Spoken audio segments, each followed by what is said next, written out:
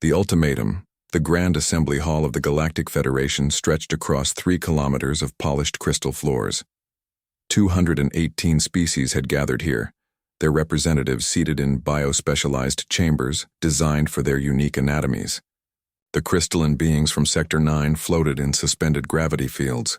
The methane-breathing Corthans occupied pressurized domes. The towering Sentinel warriors stood in reinforced galleries built to hold their massive frames. Ambassador, David Chen walked through the center aisle toward the speaking platform. His footsteps echoed in the vast chamber. He wore a simple gray suit with Earth's emblem on his chest. Nothing fancy, nothing intimidating. Just a man representing 7 billion humans who had reached for the stars only 30 years ago. Above him, High Chancellor Vorath presided from an elevated throne. The ancient Eldari had served the Federation for 400 years. His skin shimmered with bioluminescent patterns that displayed his mood. Right now, those patterns showed absolute certainty. He believed this meeting would end only one way. David reached the platform and stood before the assembly. He had practiced this moment countless times. He knew what was coming. Earth's intelligence network had intercepted the Federation's decision weeks ago. Now he just had to stand here and let them say it. Chancellor Vorath's voice boomed through translation devices that rendered his words into every known language. Ambassador Chen of Earth, this assembly has completed its review of your species. We have observed your technological development, your social structures, and your expansion into nearby star systems. The Federation has reached a unanimous decision. David waited. Around him, representatives from 218 civilizations watched with varying degrees of interest. Some looked bored, others seemed curious. A few appeared sympathetic. None of them expected what was about to happen. Earth must submit to Federation authority, Vorath continued. Your species will transfer all military assets to Federation control. Your expansion will cease immediately. Your governments will accept Federation oversight. You have 60 standard days to comply. This is not a negotiation. This is the law of civilized space. The chamber filled with approving sounds, clicks, hums, whistles, and chirps of agreement. The Federation had absorbed 300 species over 12,000 years. Every single one had eventually submitted. The process was always the same. First contact, observation period, assessment, and finally integration. Species that resisted faced economic isolation, then military pressure, then forced compliance. The system worked. It had always worked. David took a breath. This was the moment. Chancellor Vorath, honored representatives of the Federation, I have heard your decision. I have a response prepared by the unified governments of Earth. He pulled out a single sheet of paper from his jacket. Not a digital display, not a holographic projection, just paper. The gesture itself was strange enough that the chamber quieted with curiosity. David read aloud. The people of Earth acknowledge your message. We understand you believe your authority extends over all spacefaring civilizations. We recognize that you have maintained this system for thousands of years. We appreciate that you believe this is for the good of all species. He paused and looked up at Vorath. However, Earth's answer to your demands is no. We decline your authority. We reject your oversight. We will continue our expansion as free people. We will govern ourselves as we see fit. For 5 seconds, absolute silence filled the chamber. Not a single being moved or made a sound. The translation devices hummed quietly, as if uncertain they had processed the words correctly. Then chaos erupted. The Sentinel delegation rose to their full height, roaring challenges. The Corthan ambassador's chamber flashed with angry colors. The insectoid vril clicked their mandibles so rapidly it sounded like machine gun fire. Even the peaceful Luminari dimmed their glow in shock. Chancellor Vorath struck a resonance gong that silenced the chamber through sheer force of sound. When quiet returned, his bioluminescent patterns blazed with colors that needed no translation. Anger, disbelief, certainty that this foolish species would soon learn their mistake. Ambassador Chen, Vorath said slowly, you misunderstand your position. The Federation is not asking for your permission. We are informing you of reality. Species do not refuse the Federation. You lack the power, the technology, and the resources to stand alone. Your refusal changes nothing except how much you will suffer before you accept the inevitable. David folded the paper and put it back in his pocket.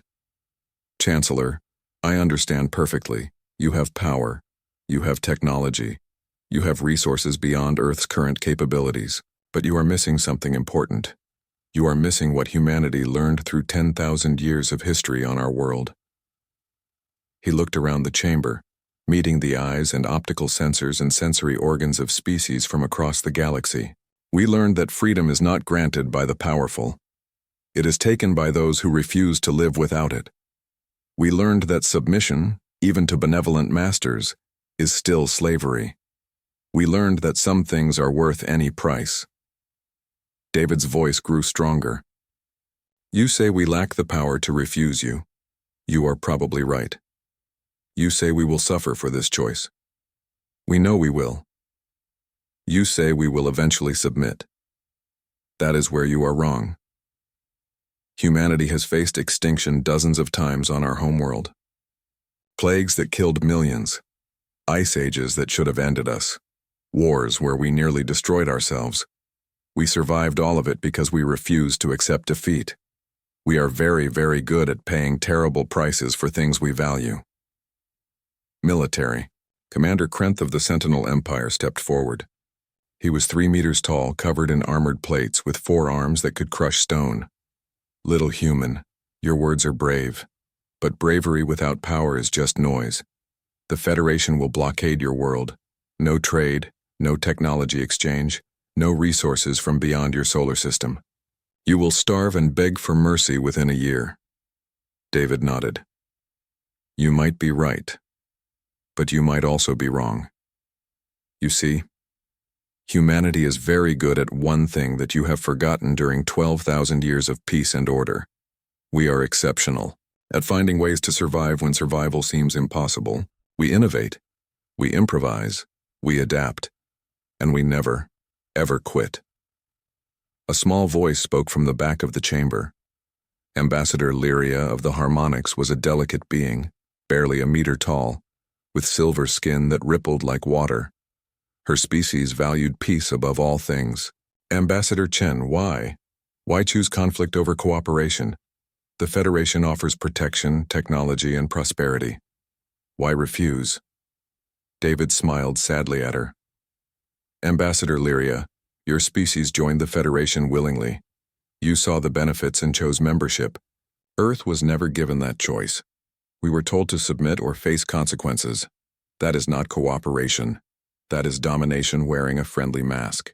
If the Federation truly values all species, it should respect our right to remain independent. But we know that will not happen. So we choose to stand alone whatever the cost. Chancellor Vorath leaned forward.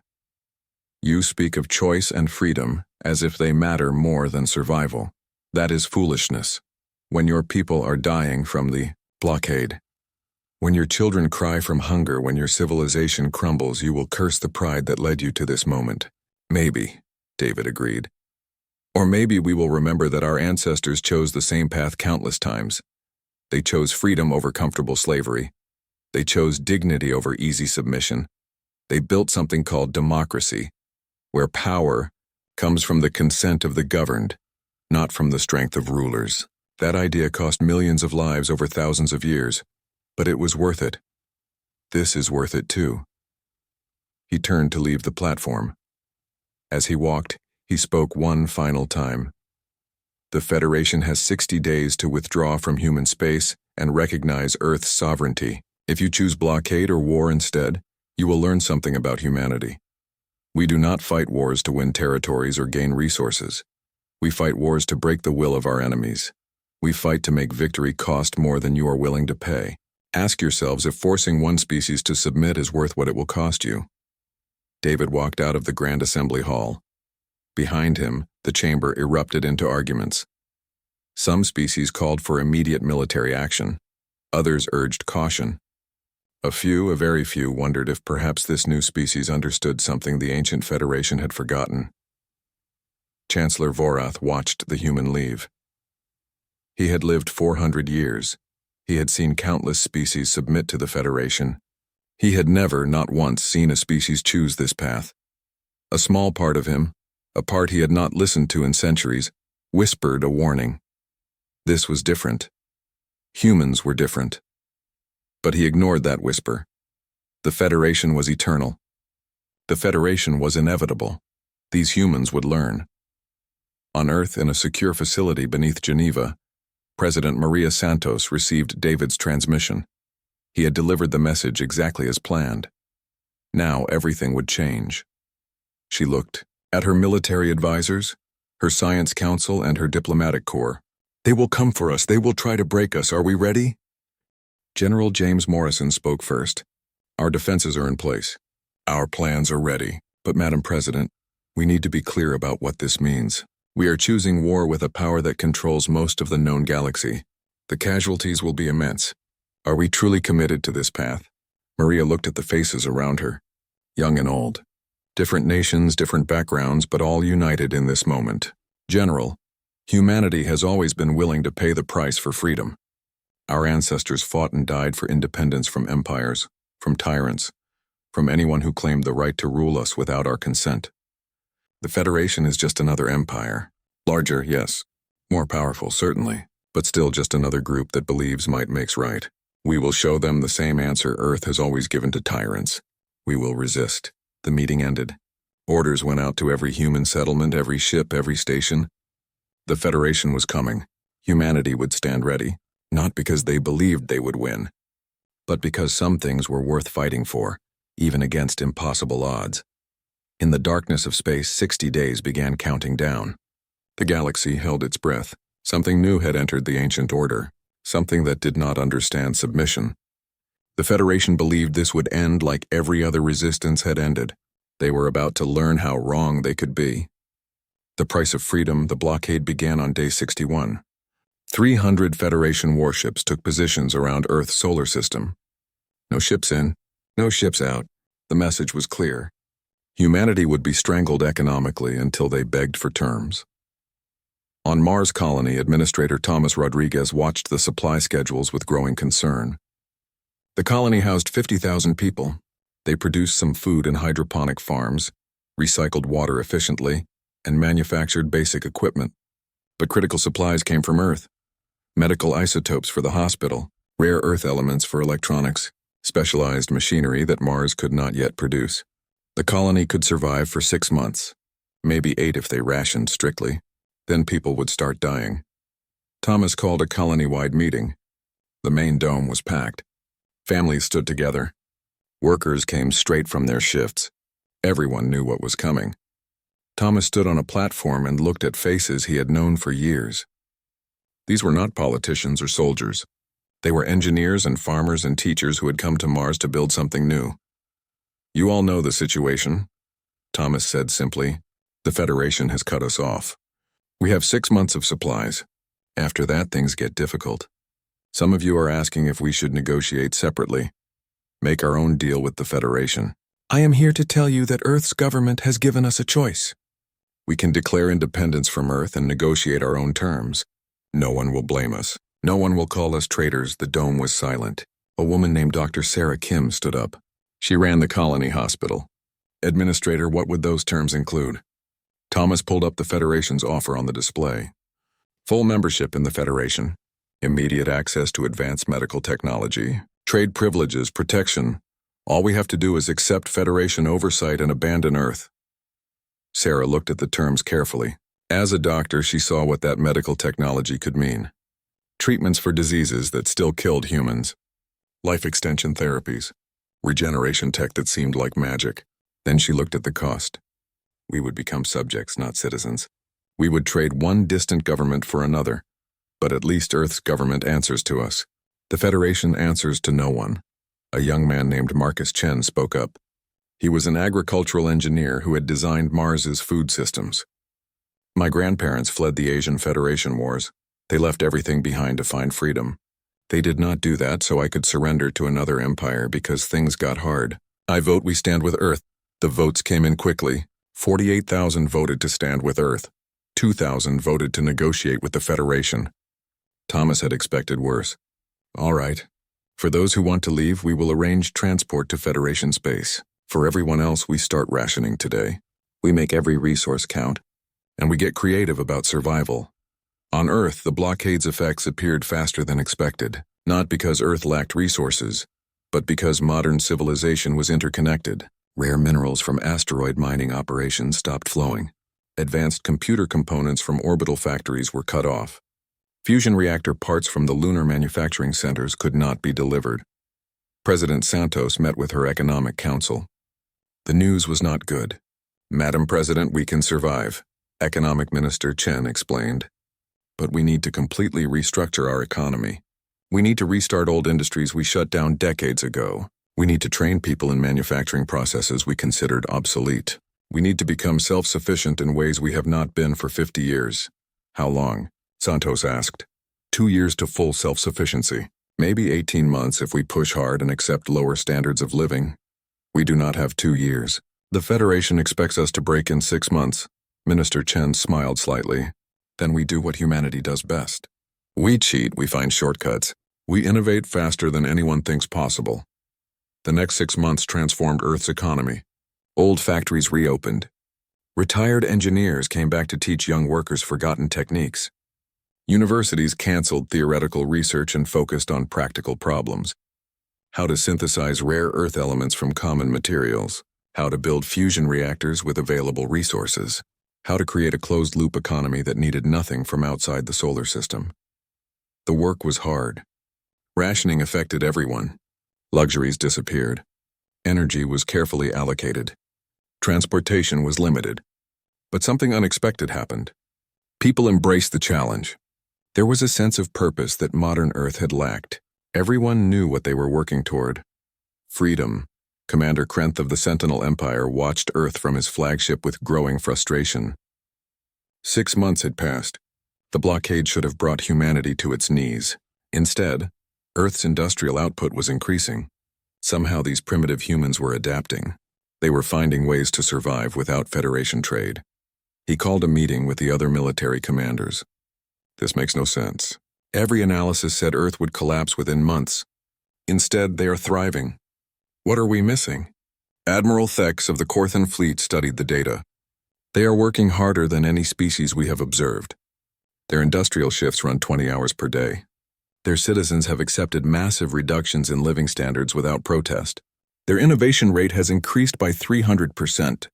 It is as if the hardship has made them stronger. Impossible, Krenth said. Hardship breaks civilizations. It does not strengthen them. Not human civilizations, a new voice said. Ambassador Lyria of the Harmonics had requested permission to attend the meeting. I have been studying human history. They have a saying, necessity is the mother of invention. When humans face existential threats, they do not break. They evolve. Every major advancement in their civilization came during periods of crisis. War drove their technological development. Scarcity drove their innovation. Oppression drove their social progress. We have given them the ultimate crisis, and they are responding exactly as their history would predict. Krenth dismissed the idea with a wave of his massive hand. Philosophy does not matter. They cannot survive indefinitely. Eventually, they will need what only the Federation can provide. But Lyria was not convinced. She had been watching Earth's transmissions. She saw something the military commanders missed. Hope. Despite the hardships, despite the rationing, despite the uncertainty, humans seemed more united than before. They were not a broken people waiting for rescue. They were a people discovering what they could accomplish when they worked together toward a common goal. On the lunar mining colony, something remarkable happened. Engineers had been trying to solve a critical problem. Earth needed titanium for spacecraft construction, but the richest titanium deposits were on asteroids outside the blockade. The lunar mines had some titanium, but not enough. A young engineer named Lisa Park was working late when she had an idea. The moon had plenty of iron and aluminum. What if they could create a titanium substitute using those materials in a new alloy? The traditional metallurgy said it was impossible. Titanium's specific properties could not be replicated.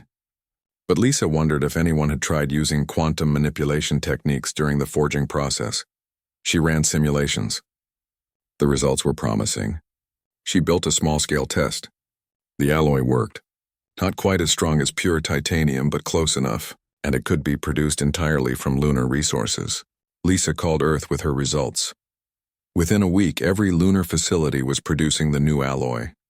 Within a month, human spacecraft were being built with materials the Federation did not think existed. The blockade had forced an innovation that might never have happened during peacetime. Similar breakthroughs occurred across human space. A physicist on Earth discovered a new approach to fusion containment that improved reactor efficiency by 40%. A chemist on Mars found a way to synthesize complex medicines from basic organic compounds. A programmer in Earth orbit developed an AI system that optimized resource distribution better than any human planner. The Federation watched with growing alarm. 6 months had become 12 months. The blockade was not breaking humanity. It was forging them into something stronger. Chancellor Vorath called an emergency session of the Federation Council. This situation is unacceptable. The blockade was supposed to force quick submission. Instead, humanity is adapting. Some of our own member species are beginning to question whether the blockade is justified. We must escalate. Military Commander Krenth agreed. We should demonstrate our military superiority. A limited strike against a human outpost. Show them the futility of resistance, but Ambassador Lyria spoke against the idea. That would be a mistake. Humans do not respond to force the way we expect. Violence against them will not create fear. It will create rage. Read their history. Every time an external power attacked humans, they united and fought back with terrible determination. Attacking them will not break their will. It will prove to them that we are their enemy, and they will fight us with everything they have. They are already our enemy, Krenth said. They have already refused the Federation.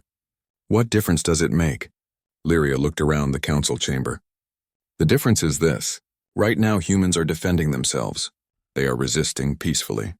They are proving they can survive without us. If we attack them, we transform this from a standoff into a war, and humans are very, very good at war. The council voted anyway. The decision was made. The Federation would conduct a military demonstration. They would destroy an unmanned human space station in neutral territory. They would show humanity the price of continued resistance. The strike would be surgical, precise, and overwhelming. It would change everything, but not in the way the Federation expected. Admiral Thex selected his target carefully. Station Horizon was a human research facility in the outer solar system. 20 scientists conducted astronomical observations. No weapons, no military value. Just a pure civilian target that would demonstrate Federation power without causing mass casualties. The strike ships approached Horizon Station at dawn on day 412 of the blockade. They broadcast a warning. Evacuate immediately. The station will be destroyed in 1 hour. This is a demonstration of Federation power. Further resistance is futile. The scientists evacuated to their transport ship and jumped away. The Federation ships moved into position. Precision weapons locked on target. Krenth watched from his command ship.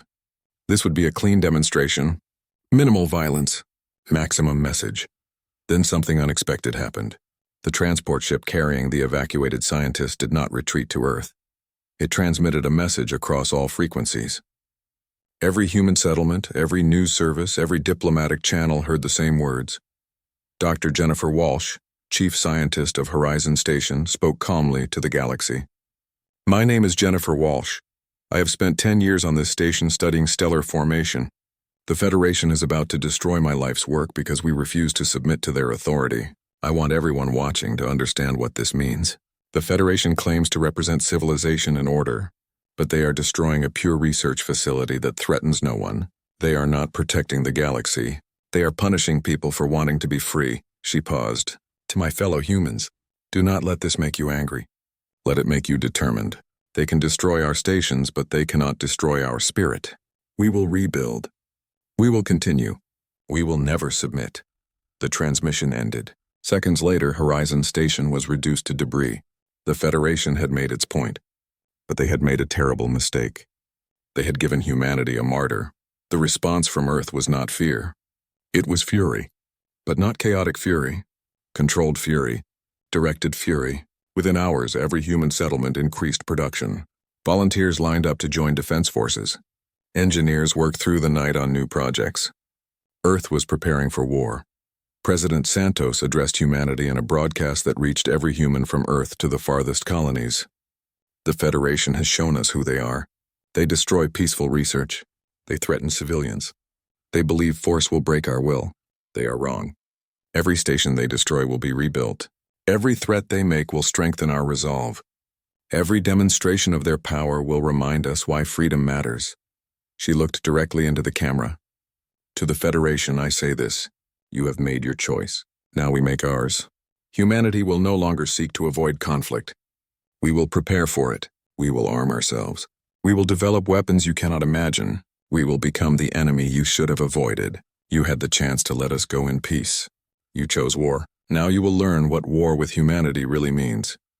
In the Federation, Ambassador Lyria watched the human broadcasts with a sinking feeling. She had warned them. She had explained human psychology.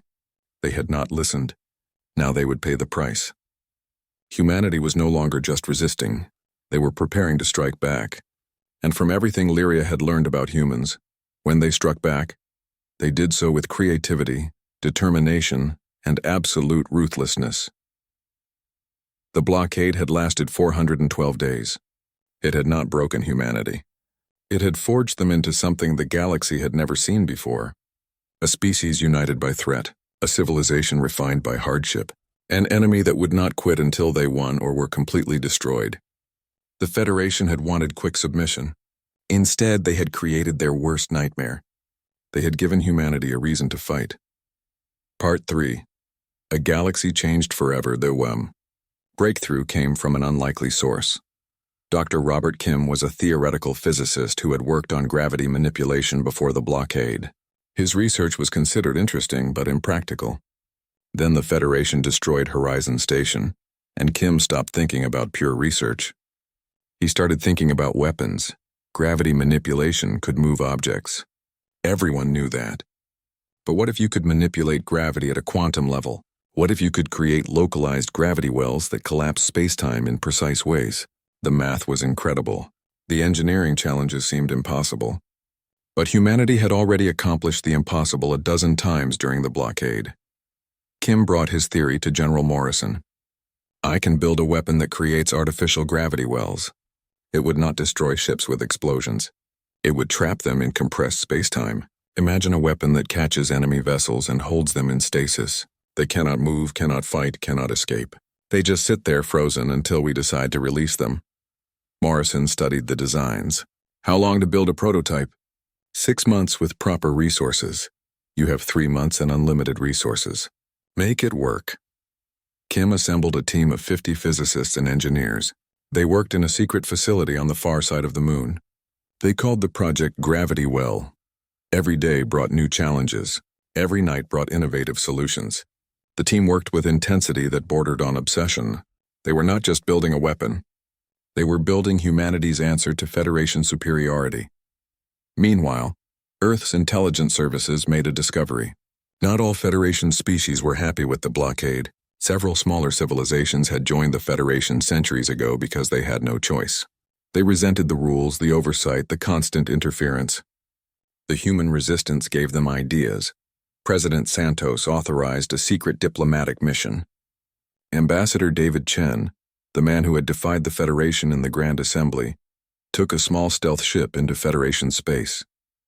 His destination was the Harmony System, home to Ambassador Lyria's people. The Harmonics were peaceful beings who valued balance and cooperation. They had joined the Federation willingly, but they had grown uncomfortable with the increasingly authoritarian approach to dealing with humanity. When David Chen appeared in their system, Lyria agreed to meet him in secret. They met on a small moon far from any sensors or observers. Lyria's silver skin rippled with nervous energy. Ambassador Chen, if the Federation learns of this meeting, my people will face severe consequences. David nodded. I understand the risk you are taking. I would not be here if I did not believe we could help each other. Your people value harmony. The Federation's actions against humanity are creating discord across the galaxy. Species are questioning whether the Federation truly represents their interests or just maintains power for its own sake. Lyria could not deny it. She had heard the whispers, the doubts, the questions that member species were afraid to ask openly. What are you proposing? Information. We need to know the Federation's plans. In return, we will share something valuable, proof that species can survive and thrive outside Federation control. If we succeed, your people could choose independence someday. No war, no violence. Just the freedom to make your own choices. Lyria was quiet for a long time. This was treason. This was betraying everything she had been taught about the Federation. But it was also honest. David was not asking her to hurt her people. He was asking her to help both their species find a better path. I will help you, Lyria said finally. But you must promise something. If war comes, if this becomes violent, humanity must give species the chance to stay neutral. Do not force everyone to choose sides. Let civilizations decide for themselves. Agreed, David said immediately. Humanity is fighting for self-determination. We will not deny that right to others. Over the next 2 months, Lyria provided crucial intelligence. The Federation was planning a major military operation. They intended to strike Earth directly with 500 warships. The attack would target military installations, industrial centers, and infrastructure. The goal was to cripple humanity's ability to resist while minimizing civilian casualties. The operation was scheduled for day 600 of the blockade. Earth had less than 3 months to prepare for the largest military attack in human history. President Santos convened the Defense Council. General Morrison laid out the situation bluntly. We cannot win a conventional battle. 500 Federation warships against our 47 vessels. The math is simple. They will destroy us. Then we do not fight a conventional battle, Santos said. We fight the way humans have always fought when outnumbered. We use terrain, surprise, and weapons the enemy does not expect. Dr. Kim had good news. The gravity well prototype works. We can deploy 20 units by the attack date. Each unit can immobilize approximately 30 ships for 4 hours. That is 600 ships total, more than enough to handle the entire Federation fleet. But only for 4 hours, Morrison pointed out. Then what? Then we negotiate, Santos said. We will have 4 hours with the entire Federation fleet helpless. That is enough time to make our point. We do not want to destroy them. We want them to leave us alone. This is how we prove we can defend ourselves. The plan was audacious. The Federation would approach Earth expecting an easy victory. Instead, they would find themselves trapped by a technology they did not know existed. Humanity would have 4 hours to convince the Federation that continued war was pointless. The preparations were massive. 20 gravity well generators were positioned around Earth's orbit. Each was disguised as ordinary defense platforms. Human warships took positions that appeared defensive but were actually tactical traps. Every civilian was evacuated to underground shelters. Earth's surface was prepared for the possibility that things might go wrong. Admiral Thex led the Federation attack fleet personally. 500 warships, the largest military force assembled in 3,000 years. He felt confident. The humans had resisted well, but they could not stand against this level of military power. The attack would be quick. The humans would surrender. The galaxy would return to order. The Federation fleet emerged from faster-than-light travel at the edge of Earth's solar system. They moved in perfect formation toward the blue planet. Human defense ships scrambled to meet them, but it was obvious they were outnumbered. The Federation advance continued steadily. This would be over in hours. Then, as the Federation fleet reached optimal firing range, everything changed. The 20 concealed gravity well generators activated simultaneously. Invisible waves of manipulated gravity washed over the attacking fleet. 500 warships suddenly found themselves unable to move. Their engines fired uselessly against the artificial gravity wells that held them in compressed space-time. They could not advance. They could not retreat. They could not even rotate their ships. They were completely immobilized. On the bridge of his flagship, Admiral Thex stared at his displays in disbelief. Every system showed his engines were functioning, but the ship was not moving. They were caught in something his sensors could barely detect. A gravity field that should not exist. Technology the Federation did not possess. A transmission came from Earth. President Santos appeared on every screen in the Federation fleet. Admiral Thex, your fleet is now immobilized by human gravity manipulation technology. You cannot move. You cannot fight. You cannot escape. You will remain in this state for 4 hours. During that time, I want you to think very carefully about what this means. Santos continued calmly. The Federation assumed humanity could not defend ourselves. You were wrong. The Federation assumed our only choice was submission or death. You were wrong about that too. We have a third option. We defend ourselves with weapons you did not know we could build. We resist with determination you cannot break. We survive because we refuse to do anything else." She paused. "In 4 hours, the gravity fields will release you. Your ships will be undamaged. Your crews will be unharmed. You will be free to return to Federation space. But understand this. If you ever attack Earth again, we will not be so gentle. We have other weapons. Worse weapons. Weapons we hoped we would never need to use. Do not force us to show you what desperate humans can create." The 4 hours passed in eerie silence. The Federation fleet sat immobilized while human ships patrolled around them. No shots were fired. No threats were made. Just silent demonstration of power that should not exist. When the gravity wells deactivated, Admiral Thex found himself facing an impossible choice. He could order another attack. His fleet was undamaged, but humanity had proven they could neutralize the Federation's military superiority. They had technology the Federation could not counter. Worse, they had shown mercy when they could have destroyed his entire fleet. Thex made a decision that would change galactic history. He ordered his fleet to withdraw, not in defeat but in reassessment. The Federation needed to reconsider everything they thought they knew about humanity. Back in the Federation Grand Assembly, chaos reigned. 500 warships had been rendered helpless by a species that should not have possessed such technology.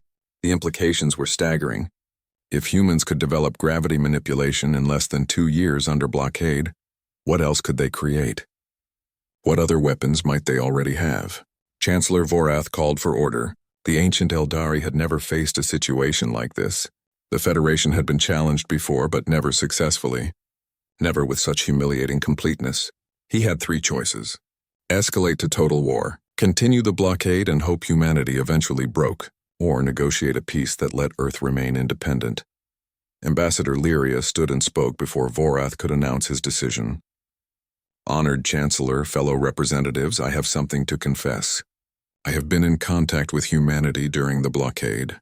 I have provided them with intelligence about our plans." The chamber erupted. Calls for her arrest, demands for her trial, accusations of treason. But Lyria continued speaking, her voice carrying over the chaos. "I did this because I believed the Federation was making a terrible mistake. And I was right. We tried to force a species to submit through isolation. They became stronger. We tried to intimidate them with military power. They developed weapons we cannot counter. Every action we take against humanity makes them more dangerous, more determined, more united." She looked around the chamber. "But I also learned something else. Humans do not want to conquer us. They do not want to rule us. They just want to be left alone. They fight because we force them to fight. If we stop attacking them, they will stop defending themselves. If we recognize their independence, they will trade with us, cooperate with us, and coexist peacefully. The only thing humans will not do is submit." Chancellor Vorath was silent for a long moment. He had lived 400 years. He had seen the Federation expand from 50 species to 218. He had always believed the Federation represented the only path to galactic peace, but now he wondered if peace through forced unity was really peace at all. "Ambassador Lyria," Vorath said slowly, "you have admitted to treason. The penalty should be severe. However, you have also shown us a truth we needed to see. The Federation was created to prevent war. Instead, we nearly started one through our arrogance." He turned to address the full assembly. "I propose a new path. We recognize Earth and all human-controlled territories as an independent sovereignty. We end the blockade immediately. We offer a treaty of mutual non-aggression and trade. And we learn from this experience that not all species wish to join the Federation. Some prefer to walk their own path. We must respect that choice. The vote was close. Some species wanted to continue the war. Others wanted harsher measures. But enough representatives voted for peace that the measure passed. The blockade would end. Humanity would remain independent. The galaxy would have to adapt to a new reality. On Earth, celebrations lasted for days. Humanity had faced the largest interstellar government in known space and refused to submit. They had endured economic isolation, developed new technologies, and defended themselves against overwhelming military force. They had paid a terrible price in hardship and sacrifice, but they had won something precious: the right to govern themselves. President Santos addressed humanity one final time. "We have achieved what many thought impossible. We stood against the Federation and remained free. But this is not an ending. It is a beginning. We have proven that humanity can survive independently. Now we must prove we can thrive. We must build a civilization worth the price we paid to keep it free." Dr. Kim's gravity manipulation technology was shared with the scientific community. Within a decade, it would revolutionize space travel and open new frontiers. The hardships of the blockade had forced innovations that advanced human technology by generations. Earth was no longer a primitive species lucky to reach the stars. They were now a major power with capabilities that rivaled the ancient civilizations. More importantly, humanity's resistance inspired others. 12 species requested information about leaving the Federation peacefully. They saw that independence was possible. The Federation's grip on galactic civilization began to loosen, not through war, but through example.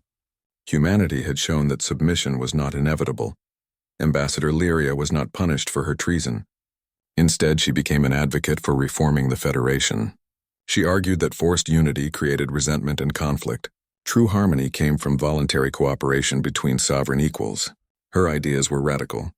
But after seeing what happened with humanity, more and more species were willing to listen. 20 years later, the galaxy had changed dramatically. The Federation still existed, but it was no longer a monolithic authority. It had become what it should have been from the beginning: a voluntary association of species who chose cooperation over isolation. Humanity never joined the Federation. They remained independent, but they traded freely and cooperated on shared challenges. Earth's children spread across the stars, building colonies and exploring distant worlds. They never forgot the price of freedom. Every human settlement had a memorial to the blockade years, a reminder that liberty must be defended, that independence requires sacrifice, and that some things are worth any cost. And somewhere in a quiet observatory orbiting a distant star, a researcher named Dr. Jennifer Walsh looked at her new data on stellar formation. Her station on Horizon had been destroyed, but she had rebuilt. She continued her work, not because it was easy, but because it was important. Because humanity had earned the right to pursue knowledge on their own terms. Because they had said no to the Council and meant it. The galaxy had descended into chaos when humanity refused to negotiate. But from that chaos came something better. A reminder that diversity included the right to be different, even stubbornly independent. The Federation had believed their way was the only way. Humanity taught them differently. Not through conquest, but through sheer determination to remain free. That lesson echoed across the stars for generations to come.